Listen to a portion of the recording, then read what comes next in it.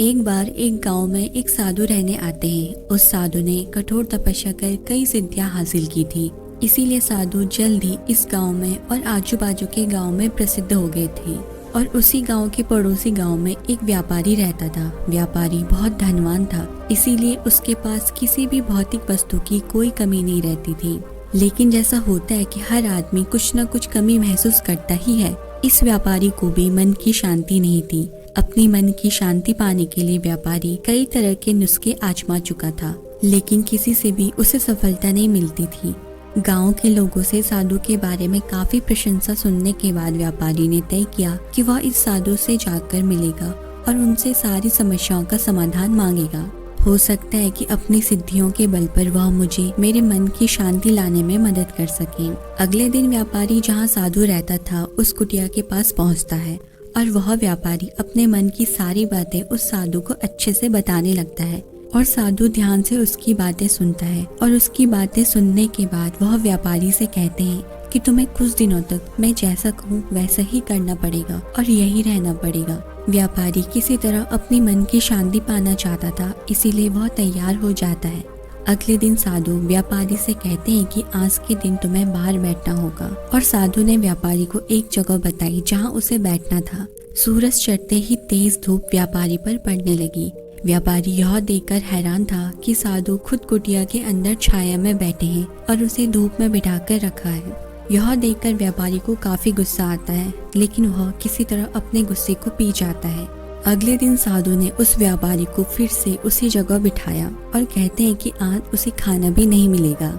व्यापारी को समझ में नहीं आ रहा था कि साधु ऐसा उसके साथ क्यों कर रहे हैं। और कुछ देर बाद साधु दोपहर का भोजन लेकर उस भूखे व्यापारी के सामने बैठ जाते हैं और वहाँ पर भोजन करने लगते हैं। जैसे तैसे व्यापारी ने पूरा दिन तो बिता दिया, लेकिन भूख और गुस्से के मारे व्यापारी को पूरी रात नींद नहीं आई। वह पूरी रात यह सोचता रहा कि आखिर साधु उसके साथ ऐसा व्यवहार क्यों कर रहा है। उसे लगा कि साधु उसकी समस्या का हल बताना ही नहीं चाहते, इसीलिए वो ऐसा कर रहे हैं। इसीलिए सुबह उठते ही व्यापारी अपना सामान बांधता है और वहां से जाने की तैयारी करने लगता है। व्यापारी को जाता हुआ देखकर साधु उसे रोक देते हैं और उसको अपने पास बुलाते हैं और फिर उस व्यापारी से पूछते हैं कि वह वापस क्यों जा रहा है। इस पर व्यापारी कहता है कि वह जो पाने के लिए यहाँ आया था वह उसे अभी तक मिला ही नहीं, इसीलिए उसका यहाँ पर रहना व्यर्थ है। इस पर साधु कहते हैं कि मैंने तुम्हें बहुत कुछ दिया, लेकिन तुमने कुछ लिया ही नहीं। व्यापारी को अब भी कुछ समझ में नहीं आ रहा था। वह बोलता है कि आपने तो मुझे कुछ भी नहीं दिया। इस पर साधु बोलते हैं कि जब मैं तुम्हें धूप में बिठाकर खुद छांव में बैठा, तब मेरे सर पर पड़ने वाली छांव तुम्हारे किसी काम की नहीं थी। यह तुम्हें समझ जाना चाहिए था, लेकिन तुम नहीं समझे।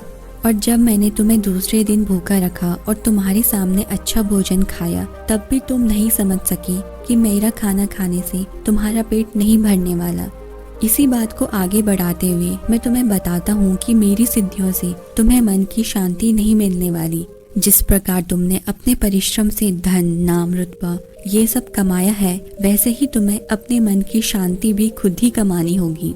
अब व्यापारी साधु की बात समझ गया और उसने साधु से कहा कि मैं यहाँ किसी ताबीज या किसी वस्तु को पाने की आशा में आया था, लेकिन आपने मुझे उससे भी कीमती चीज दे दी है।